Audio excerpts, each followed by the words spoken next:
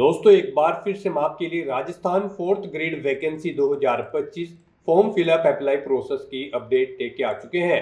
कैसे आप fourth class employ चतुर्थ श्रेणी कर्मचारी का ऑनलाइन फॉर्म फिल कर सकते हो।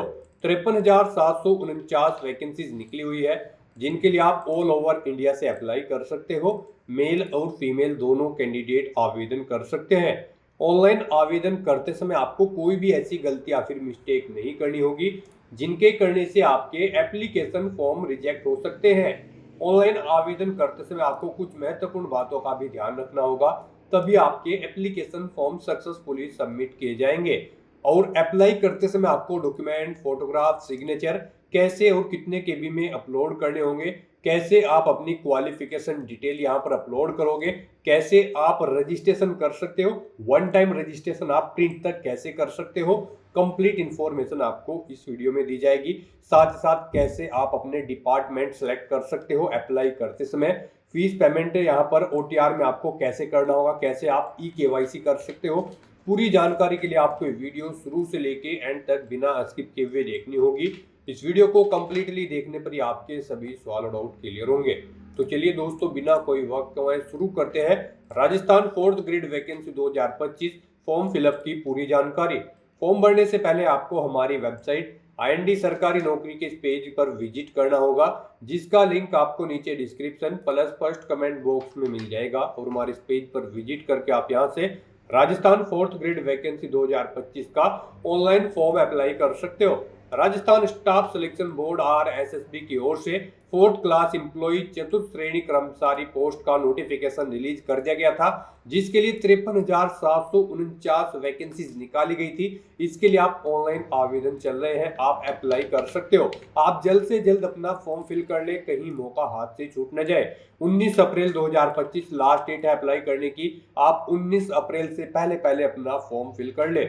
10वीं पास कैंडिडेट, मैट्रिकुलेशन पास कैंडिडेट इस भर्ती के लिए अप्लाई कर सकते हैं। 18 से 40 वर्ष आयु सीमा है। फीस भी 600 और 400 रुपए है अलग अलग कैटेगरी के लिए, जो कि रजिस्ट्रेशन फीस है, वन टाइम रजिस्ट्रेशन फीस है। Computer based test, tablet based test और ऑफलाइन OMR बेस्ड टेस्ट के आधार पर सिलेक्शन होगा। ऑनलाइन तरीके से ही आप अप्लाई कर सकते हो। राजस्थान जॉब लोकेशन है, ऑल ओवर इंडिया से ऑनलाइन कर सकते हो।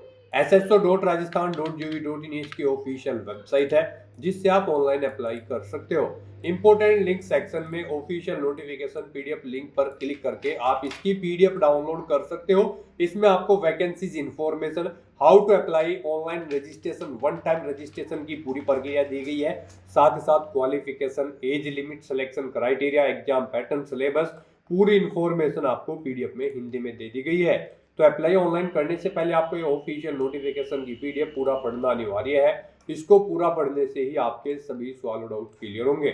PDF रीड आउट करने के बाद में आपको अप्लाई ऑनलाइन लिंक पर क्लिक करना होगा, तो आपके सामने इसका ऑनलाइन का पोर्टल ओपन हो जाएगा। यहाँ पर गाइज अगर आपने राजस्थान सिंगल साइन ऑन के पोर्टल पर पहले से रजिस्ट्रेशन कर रखा है, तो यहाँ पर आकर आपको अपनी SSO ID या फिर यूजर नेम एंटर करना है, अपना पासवर्ड आपको एंटर करना है, ये कैप्चा कोड आपको यहाँ पर एंटर करना है और लॉगिन की इस बटन पर क्लिक करके आपको अपने डैशबोर्ड में लॉगिन कर लेना है और फिर वहाँ से आपको अपना फॉर्म अप्लाई करना है। और गाइज अगर आप यहाँ पर राजस्थान सिंगल साइन ऑन के पोर्टल से किसी भी भर्ती के लिए फर्स्ट टाइम अप्लाई करने जा रहे हो, तो सबसे पहले यहाँ पर आपको अपना रजिस्ट्रेशन करना होगा। उसके लिए आपको रजिस्ट्रेशन की ये टैब दी गई है, तो यहाँ पर आपको रजिस्ट्रेशन की इस टैब पर क्लिक करना है। उसके बाद आपके सामने यहाँ पर रजिस्ट्रेशन का इंटरफेस ओपन होगा। यहाँ पर भी आपके पास दो ऑप्शन है, आप सिंपली सिटीजन या फिर उद्योग है तो आप इस ऑप्शन पर क्लिक करें, गवर्नमेंट एम्प्लॉय है तो आप इस ऑप्शन पर क्लिक करें, गवर्नमेंट एम्प्लॉय की टैब पर। फिर यहाँ पर आप अपना SIPF इस ऑप्शन पर क्लिक करें, फिर आप अपना SIPF नंबर एंटर करें,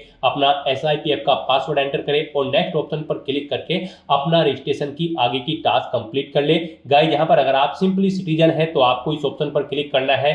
फिर यहाँ पर आपको रजिस्ट्रेशन करने के लिए दो ऑप्शन मिलेंगे, आप यहाँ पर जन आधार और गूगल के थ्रू अपना रजिस्ट्रेशन कर सकते हो। जन आधार के थ्रू केवल राजस्थान रेजिडेंट के कैंडिडेट ही अपना रजिस्ट्रेशन कर सकते हैं और गूगल के थ्रू यहाँ पर राजस्थान के साथ साथ सभी स्टेट के कैंडिडेट अपना वन टाइम रजिस्ट्रेशन कर सकते हैं। तो यहाँ पर आपको गूगल के इस ऑप्शन पर क्लिक करना है। उसके बाद आपके सामने कुछ इस तरह से इंटरफेस ओपन होगा। अब यहाँ पर आपको अपनी जीमेल ID एंटर करनी है और फिर आपको नेक्स्ट के इस ऑप्शन पर क्लिक कर देना है।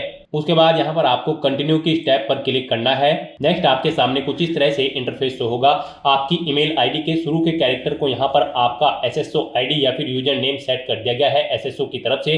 अगर इसमें आप चेंज करना चाहते हैं तो आप अपने अकॉर्डिंग ABCDXYZ कुछ भी आप इसमें चेंज कर सकते हो। और फिर यहाँ पर अगर ये ग्रीन कलर में है तो यानी कि ये यूजर नेम अवेलेबल है, और अगर ये रेड कलर में होगा और यहाँ पर क्रॉस का निशान होगा तो फिर ये अवेलेबल नहीं होगा। आपको उसमें कुछ चेंज करना होगा और अपने अकॉर्डिंग यहाँ पर आपको अपना यूजर नेम सेट कर लेना है। उसके बाद यहाँ पर आपको अपना पासवर्ड एंटर करना है। गाइस यहाँ पर आपका पासवर्ड 8 से 30 कैरेक्टर के बीच में होना चाहिए। यहाँ पर आपको पासवर्ड की गाइडलाइन दी गई है। इस गाइडलाइन के अकॉर्डिंग आपको अपना पासवर्ड यहाँ पर रेडी करना है। आपको कुछ इस फॉर्मेट में अपना पासवर्ड यहाँ पर रेडी करना है। मीन्स आपका पासवर्ड यहाँ पर अल्फा न्यूमेरिक फॉर्मेट में होना चाहिए। आपके पासवर्ड में कम से कम एक अपर केस कैरेक्टर, एक लोअर केस कैरेक्टर, एक इंटीजर नंबर और एक स्पेशल कैरेक्टर जैसे कि @ या फिर डॉलर होना चाहिए। तो इस फॉर्मेट में यहाँ पर आपको अपना पासवर्ड सेट करना है। वही पासवर्ड आपको कंफर्म पासवर्ड फील्ड में एंटर करना है। उसके बाद यहाँ पर आपको अपना मोबाइल नंबर एंटर करना है।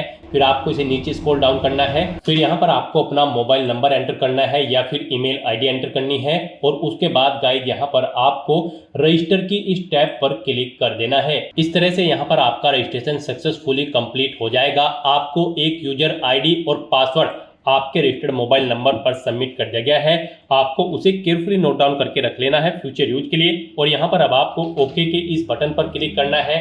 नेक्स्ट आपके सामने कुछ इस तरह से इंटरफेस ओपन होगा। गाइस यहाँ पर अब आपको अपनी SSO आईडी या फिर यूजर नेम एंटर करना है। उसके बाद आपको अपना पासवर्ड एंटर करना है जो आपके मोबाइल नंबर पर आया है या फिर आपने जो क्रिएट किया है।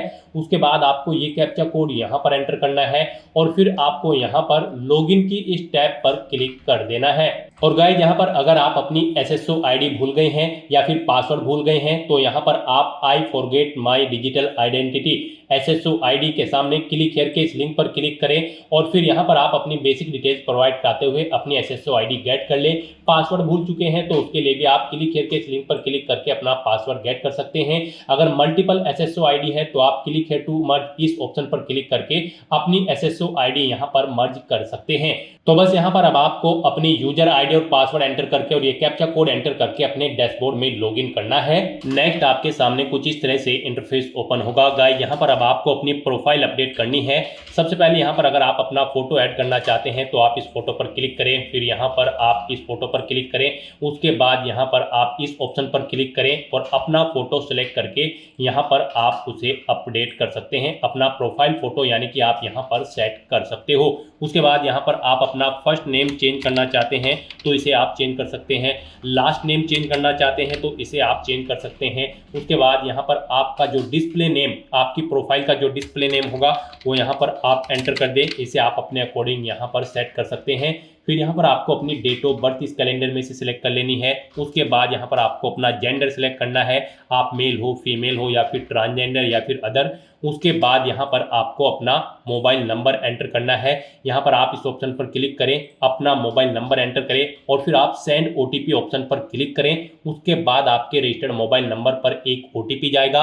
वो OTP आपको यहाँ पर वेरीफाई करना है। तो यहाँ पर आपको अपना OTP एंटर करना है जो आपके मोबाइल नंबर पर आया है और उसके बाद आपको यहाँ पर वैलिडेट OTP के इस ऑप्शन पर क्लिक करके अपना मोबाइल नंबर यहाँ पर वेरीफाई कर लेना है।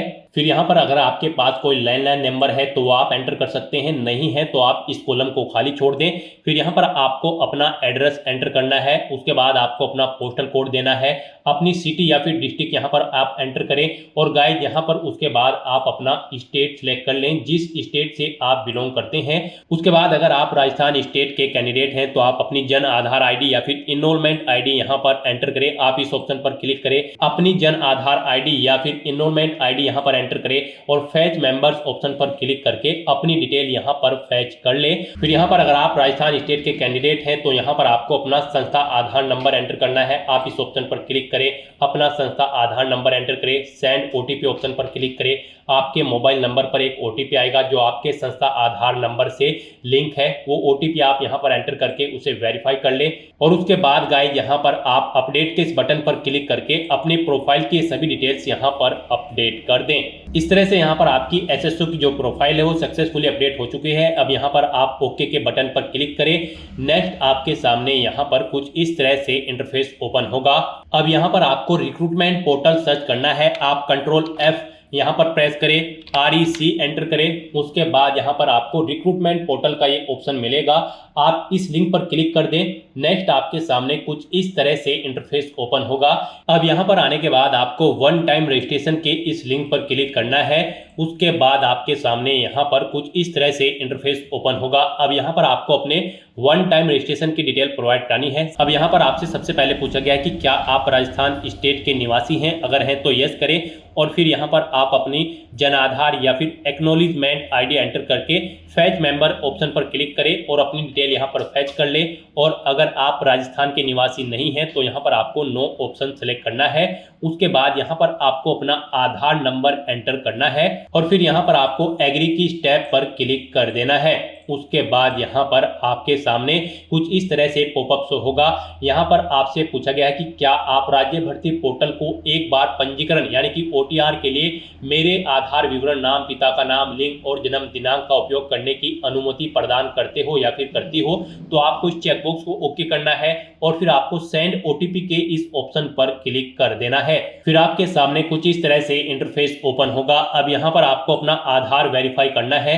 उसके लिए आपको यहाँ पर इस चेकबॉक्स को ओके करना है और फिर आपको OTP भेजें इस ऑप्शन पर क्लिक कर देना है। उसके बाद यहाँ पर आपके रजिस्टर्ड मोबाइल नंबर पर एक OTP आएगा। उस मोबाइल नंबर पर जिससे आपका आधार लिंक है वो OTP आप यहाँ पर एंटर करें और फिर आप प्रमाणीकरण करें इस ऑप्शन पर आप क्लिक कर दें। इस तरह से यहाँ पर आपका आधार वेरीफाई हो जाएगा और आपकी जो डिटेल्स है वो यहाँ पर आपके आधार से फैच करके फिल कर दी गई है, जैसे कि आपका नाम, आपका जेंडर, आपके फादर का नाम, आपकी डेट ऑफ बर्थ। अब यहाँ पर आपको अपना मोबाइल नंबर एंटर करना है और फिर यहाँ पर आपको gate email from SSO profile इस ऑप्शन पर क्लिक करके अपनी ईमेल ID को यहाँ पर फैच कर लेना है। जो आपने रजिस्ट्रेशन टाइम पर अपनी ईमेल ID एंटर की थी वो यहाँ पर फैच होके आ जाएगी। फिर यहाँ पर आपको वेरीफाई OTR आपको इस ऑप्शन पर क्लिक कर देना है।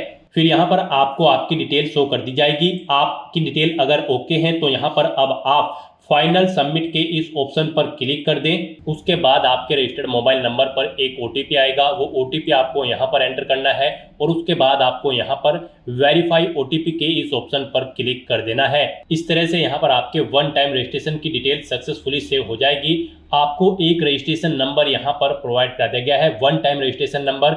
आपको इसे केयरफुली नोट डाउन करके रख लेना है फ्यूचर यूज के लिए। और यहाँ पर अब आपको ओके के इस बटन पर क्लिक करना है। फिर आपको आपके OTR के इसी इंटरफेस पर आपको रिडायरेक्ट कर दिया जाएगा। यहाँ पर आपकी OTR की सभी डिटेल्स वेरीफाई हो चुकी है। आपको एक रजिस्ट्रेशन नंबर जो वहां पर दिया गया था वो रजिस्ट्रेशन नंबर यहाँ पर भी शो कर दिया गया है। आपको इसे केयरफुली नोट डाउन करके रख लेना है फ्यूचर यूज के लिए। अब गाइस यहाँ पर आपको अपना फीस पेमेंट करना है। नेक्स्ट स्टेप आपका फीस पेमेंट का होगा। उसके लिए आपको यहाँ पर पे फीस की स्टेप पर क्लिक करना है।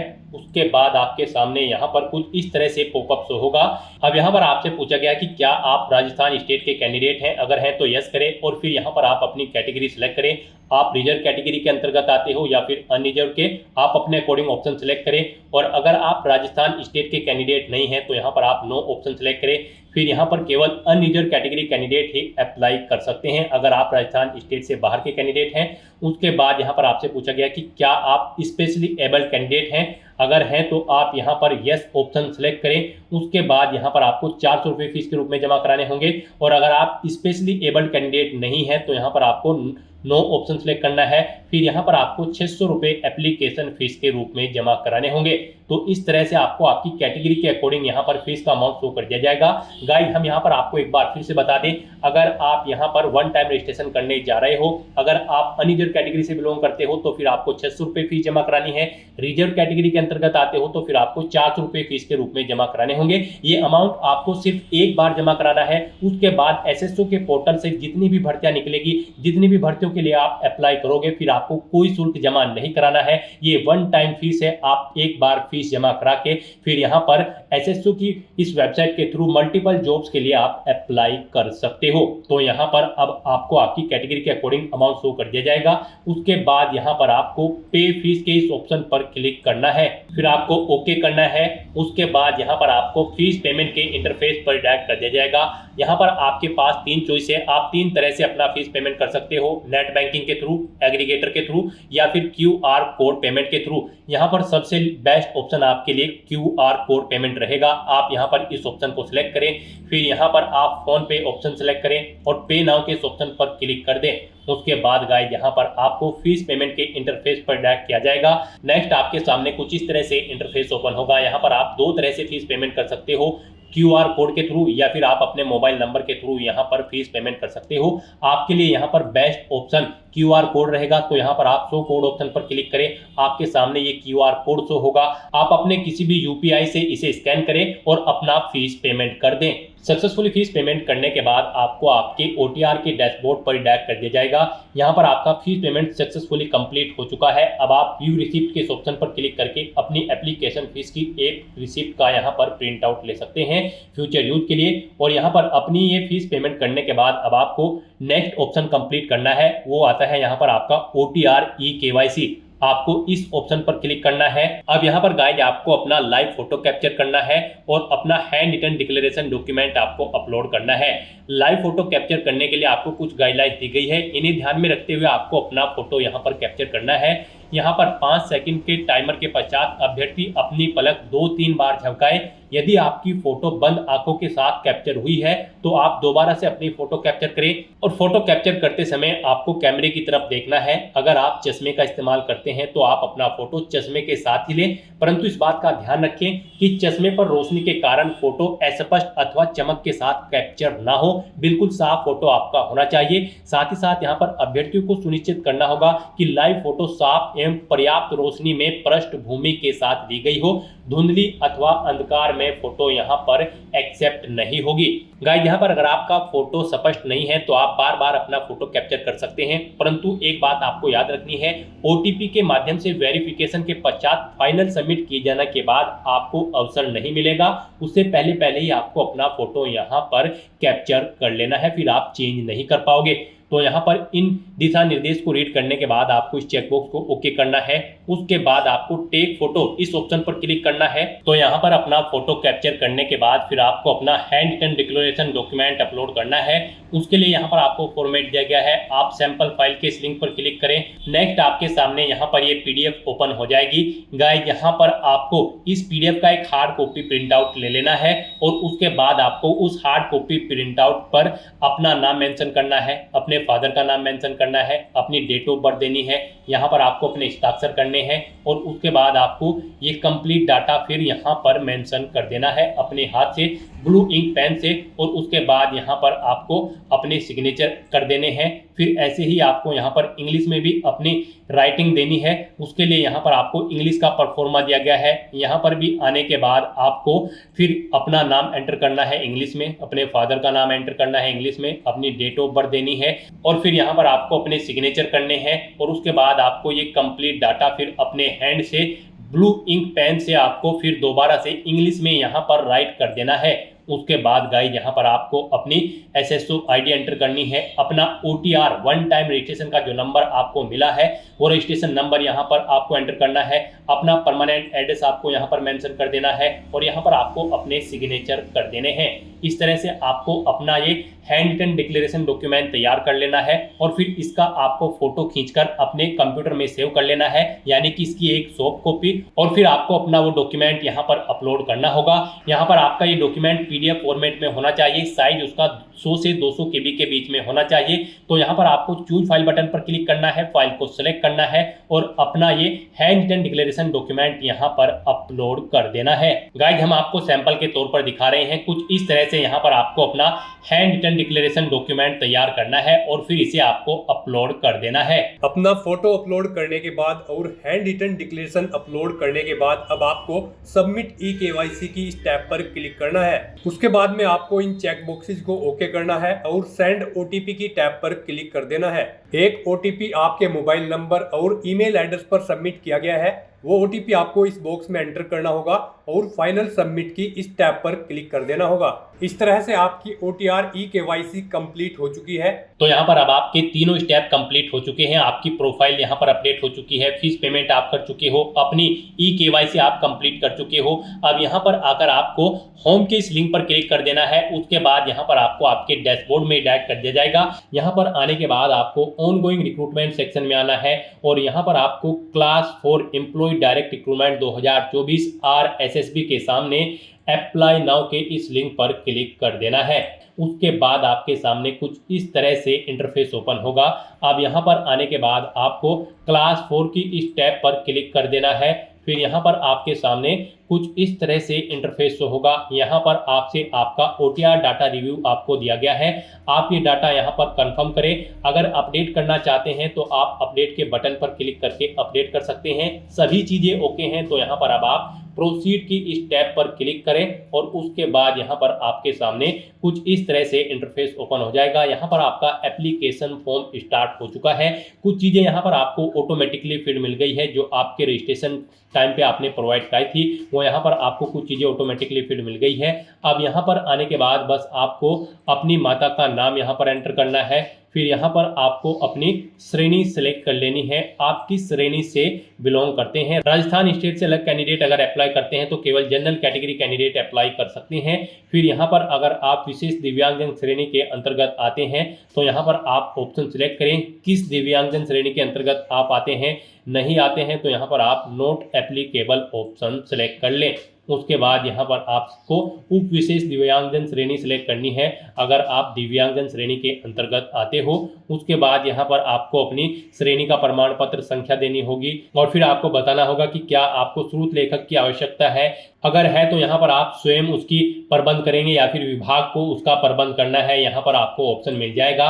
और अगर आप यहाँ पर विशेष दिव्यांगजन श्रेणी के अंतर्गत नहीं आते हो तो फिर आगे के ये ऑप्शन आपको यहाँ पर डिसेबल्ड कर दिए जाएंगे। उसके बाद यहाँ पर आपको अपना रिलीजन सेलेक्ट करना है, अपनी वैवाहिक स्थिति मैरिटल स्टेटस आपको बताना है, आप मैरिड हो या फिर अनमैरिड हो या फिर डाइवोर्स हो, आप अपने अकॉर्डिंग ऑप्शन सेलेक्ट करें। उसके बाद यहाँ पर अगर आप मैरिड हो तो यहाँ पर आपको अपने जीवित बालक की संख्या देनी है और आपको यहाँ पर आपका मोबाइल नंबर ऑटोमेटिकली फिर मिल जाएगा। अपना व्हाट्सएप मोबाइल नंबर देना चाहते हैं तो वो यहाँ पर आप दे सकते हैं।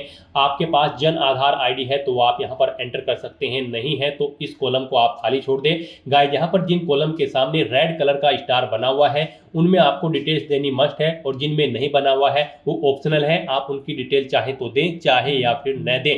उसके बाद यहाँ पर आपसे पूछा गया है क्या आप राजस्थान के अनुसूचित क्षेत्र से संबंधित हैं। अगर हैं तो आप यस करेंगे, नहीं तो आप नो ऑप्शन यहाँ पर सिलेक्ट करेंगे। अगर आप राजस्थान स्टेट से बाहर के कैंडिडेट हैं उसके बाद यहाँ पर आपको अपना कोरोस्पोंडेंस एड्रेस एंटर करना है। कोरोस्पोंडेंस एड्रेस में आपको अपना स्टेट चुनना है, अपना डिस्ट्रिक्ट चुनना है, शहर या फिर गाँव का नाम देना है, अपना पिन कोड देना है, अपना फ़ोन नंबर देना है, ये ऑप्शनल है। इस तरह से अपनी डिटेल्स फिल करने के बाद अब गाइस यहाँ पर आपको नेक्स्ट के इस ऑप्शन पर क्लिक कर देना है। फिर आपसे पूछा गया है जो मोबाइल नंबर और ईमेल आईडी आपने दी है क्या वो करेक्ट है। अगर करेक्ट है तो यहाँ पर आप यस के इस ऑप्शन पर क्लिक करें। बेसिक डिटेल्स प्रोवाइड कराने के बाद अब आपको अपनी पर्सनल डिटेल्स यहाँ पर देनी है। सबसे पहले यहाँ पर आपको अपनी नेशनलिटी सिलेक्ट कर लेनी है।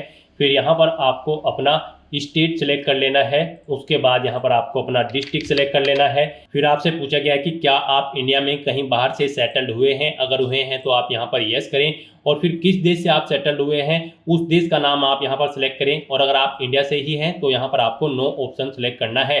उसके बाद आपसे पूछा गया है कि क्या आप भूतपूर्व सैनिक हैं। अगर हैं तो आप यहाँ पर यस ऑप्शन सेलेक्ट करें और फिर अपना सर्विस का स्टेटस बताएं, आप रिटायर्ड है या फिर सर्विस पर हैं। अगर सर्विस पर है तो फिर यहाँ पर आपको अपना NOC लेटर नंबर देना है, डेट ऑफ NOC यहाँ पर आपको सिलेक्ट करनी है और अगर आप रिटायर्ड हो चुके हैं तो रिटायर्ड ऑप्शन सिलेक्ट करें। फिर आपको अपना PPO नंबर देना है, डेट ऑफ रिटायरमेंट यहाँ पर आपको सिलेक्ट करनी है और अगर आप भूतपूर्व सैनिक नहीं है तो यहाँ पर आपको नो ऑप्शन सिलेक्ट करना है। आगे की डिटेल आपको डिसेबल्ड कर दी जाएगी। उसके बाद आपसे पूछा गया है कि क्या आप स्पोर्ट पर्सन हैं। अगर हैं तो यहाँ पर आप यस ऑप्शन सेलेक्ट करें। स्पोर्ट पर्सन किस टाइप से हैं आप, नेशनल या फिर इंटरनेशनल लेवल के, आप अपने अकॉर्डिंग ऑप्शन सेलेक्ट करें और अगर आप नहीं हैं स्पोर्ट पर्सन तो आपको नो ऑप्शन सेलेक्ट करना है। फिर फिर यहाँ पर आपसे पूछा गया कि क्या आप मौजूदा सरकारी विभाग या फिर सार्वजनिक उपक्रम कर्मचारी हैं, अगर हैं तो आप यहाँ पर यस करें और फिर यहाँ पर डिपार्टमेंट का नाम एंटर करें, नहीं है तो आप नो ऑप्शन सेलेक्ट कर लें। उसके बाद आपसे पूछा गया कि क्या आप एज में एडिशनल इलेक्शन चाहते हैं, अगर यहाँ पर एडिशनल इलेक्शन एक्स प्रिजनर यानी कि जेलर को मिलेगा, एनसीसी कैडेट इंस्ट्रक्टर को मिलेगा, आर्मी कैंडिडेट को मिलेगा। यहाँ पर अगर आपको नहीं चाहिए एज में इलेक्शन तो फिर आपको नॉट एप्लीकेबल ऑप्शन सेलेक्ट करना है। इस तरह से अपनी ये डिटेल फिल करने के बाद अब आपको नेक्स्ट के इस ऑप्शन पर क्लिक कर देना है। नेक्स्ट गाइस, यहाँ पर आपको अपनी एजुकेशनल क्वालिफिकेशन और एक्सपीरियंस की डिटेल देनी है। यहाँ पर आपको सबसे पहले इस चेकबॉक्स को ओके करना है। उसके बाद यहाँ पर आपको अपनी क्वालिफिकेशन की डिटेल देनी है। यहाँ पर ग्रेड 4 की इस पोस्ट पर अप्लाई करने के लिए आपका 10वीं क्लास पास आउट होना जरूरी है। किसी वेल रिकॉग्नाइज्ड बोर्ड या फिर स्कूल से 10वीं पास कैंडिडेट यहाँ पर इस भर्ती में पार्टिसिपेट करने के लिए एलिजिबल हैं, अप्लाई कर सकते हैं। तो यहाँ पर आपको अपनी 10वीं क्लास की डिटेल देनी है। पहले यहाँ पर आपको सब्जेक्ट ग्रुप देना है। आपके पास 10वीं में साइंस था, आर्ट था, कॉमर्स थी, आप अपने अकॉर्डिंग यहाँ पर अपना सब्जेक्ट ग्रुप एंटर करें। फिर यहाँ पर आपको बोर्ड का नाम देना है, किससे आपने अपनी 10वीं क्लास पास आउट की है। फिर यहाँ पर आपको अपना 10वीं क्लास का रोल नंबर देना है। रिजल्ट का परिणाम आपको बताना है, आपका जो रिजल्ट है वो सीजीपीए में आया था, ग्रेड में, परसेंटेज में या फिर अवेटेड है।